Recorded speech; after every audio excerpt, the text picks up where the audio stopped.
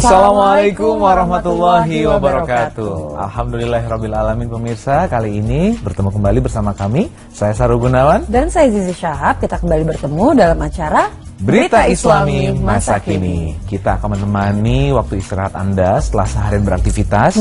Kalau yang tadi ada kegagalan atau mungkin ada yang belum selesai kerjaannya, belum tuntas, jangan patah semangat. Pokoknya harus tetap semangat sambil nonton acara kita ya. Masya Allah, sangat menginspirasi sekali ya. Baru opening aja sudah berapi-api nih, mau semangat banget. Sangat. Nah, yang pertama kita punya pembahasan tentang kebesaran Allah di balik bencana alam. Kebesaran Allah di balik bencana. Langsung kita lihat seperti apa ya? Pembahasannya. Ini dia.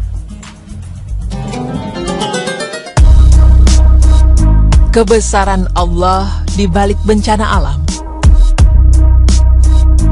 Sejak adanya kehidupan manusia di muka bumi, tidak terhitung berapa banyak bencana alam yang telah terjadi. Tidak sedikit juga jumlah manusia yang menjadi korban atas bencana alam tersebut. Hingga tak jarang kita mempertanyakan mengapa Allah menghadirkan bencana ke tengah-tengah manusia. Berbagai sumber mencatat bencana yang terjadi pada tanggal 26 adalah gempa bumi di kota Lisbon yang terjadi pada 26 Januari 1531 dan memakan korban sebanyak 30.000 jiwa. Kemudian disusul gempa di Laut Pasifik yang dikenal sebagai Megatrust Earthquake dan terjadi pada tanggal 26 Januari 1700. Setelah itu, terjadi beberapa kali bencana di berbagai belahan dunia pada tanggal 26, hingga beberapa kejadian bencana alam terakhir yaitu tsunami Aceh pada 26 Desember 2004, gempa bumi di Kepulauan Ryukyu, Jepang pada 26 Februari 2010, gempa bumi di Tasikmalaya pada 26 Juni 2010, meletusnya Gunung Merapi pada 26 Oktober 2010, dan 26 April 2015 lalu gempa bumi di Nepal.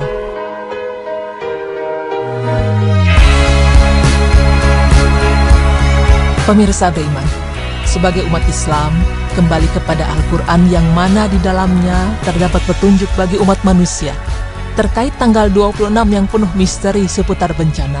Jika kita tengok surat ke-26, maka akan kita dapati surat Asy-Syu'ara. Dalam surat yang berjumlah 227 ayat tersebut, maka akan kita dapati di akhir setiap ayat yang mengisahkan kehancuran umat terdahulu setelah diazab oleh Allah. Selalu berbunyi, Dialah yang maha perkasa, lagi maha penyayang. Seperti firman Allah, Tuhanku lebih mengetahui apa yang kamu kerjakan.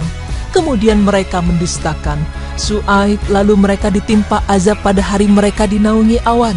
Sesungguhnya azab itu adalah azab hari yang besar. Sesungguhnya pada yang demikian itu benar-benar terdapat tanda kekuasaan Allah. Tetapi kebanyakan mereka tidak beriman. Dan sesungguhnya Tuhanmu benar-benar Dialah yang maha perkasa, lagi maha penyayang. Quran Surah Asy-Syu'ara 26, 176, 191. Hal tersebut merupakan bukti dari keperkasaan Allah yang ditunjukkan dengan azab yang diberikan kepada mereka yang menolak ajaran Nabi Allah.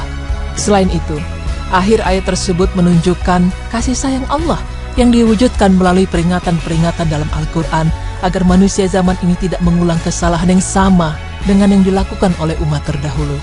Adapun mengenai kasih sayang Allah, terdapat firman Allah yang artinya, Kami, Allah, tidak membidasakan sesuatu negeri pun, melainkan sesudah ada baginya orang-orang yang memberi peringatan untuk menjadi peringatan, dan kami sekali-kali tidak berlaku zalim.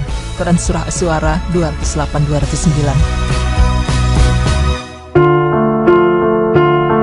Pemirsa beriman, Allah Ta'ala berfirman, dan musibah apa saja yang menimpa kalian, maka disebabkan oleh perbuatan tangan kalian sendiri, dan Allah memaafkan sebagian besar dari kesalahan-kesalahanmu. Quran Surah Asy-Syu'ara ayat 30. Bencana alam merupakan fenomena alam yang terjadi karena adanya aktivitas fisik dari berbagai benda-benda di alam.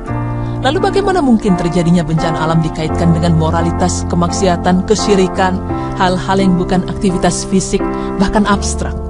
Jika setiap orang yang ketika berbuat maksiat tiba-tiba disambar petir dari langit lalu mati, tentulah semua orang serta-merta akan menjadi soleh semua.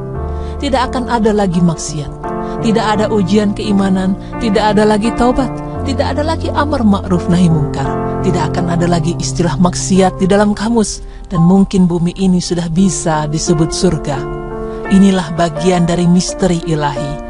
Allah Ta'ala terkadang menimpakan musibah kepada kaum yang berbuat maksiat saja, sebagaimana kaum Ad dan kaum Samud. Dan terkadang Allah menimpakan musibah kepada kaum yang di dalamnya terdapat orang soleh juga.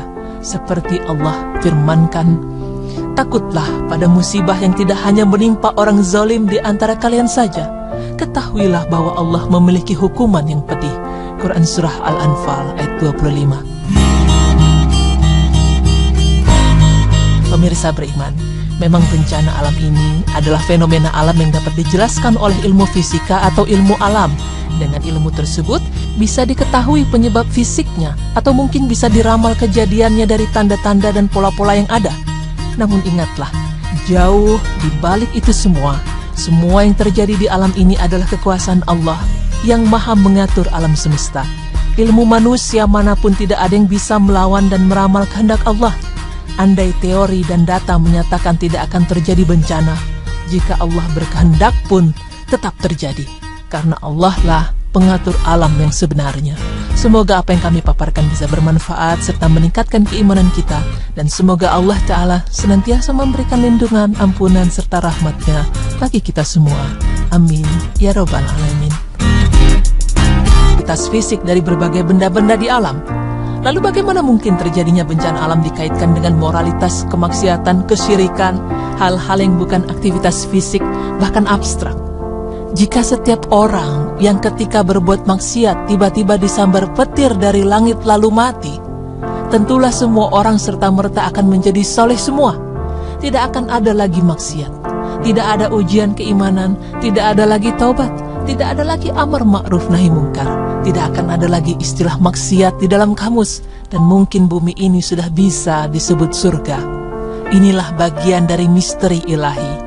Allah Ta'ala terkadang menimpakan musibah kepada kaum yang berbuat maksiat saja, sebagaimana kaum Ad dan kaum Samud. Dan terkadang Allah menimpakan musibah kepada kaum yang di dalamnya terdapat orang soleh juga. Seperti Allah firmankan, takutlah pada musibah yang tidak hanya menimpa orang zalim di antara kalian saja. Ketahuilah bahwa Allah memiliki hukuman yang pedih. Quran Surah Al-Anfal ayat 25. Pemirsa beriman, memang bencana alam ini adalah fenomena alam yang dapat dijelaskan oleh ilmu fisika atau ilmu alam.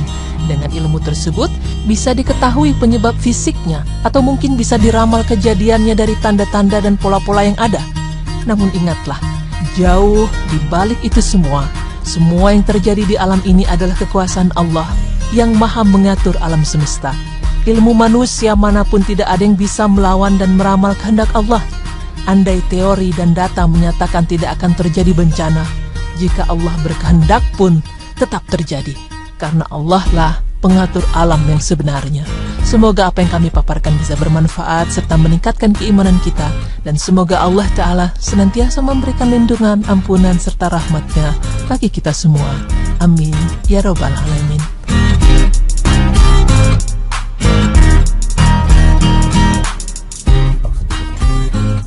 Oh, jadi begitu hubungannya, Zi. Iya, yang membuat kita harus lebih waspada lagi.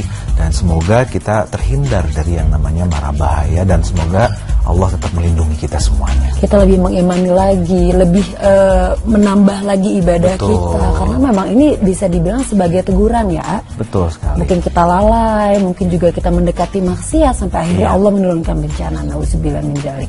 Oke, selanjutnya kita punya pembahasan tentang olahraga gulat. Apa hubungannya ya?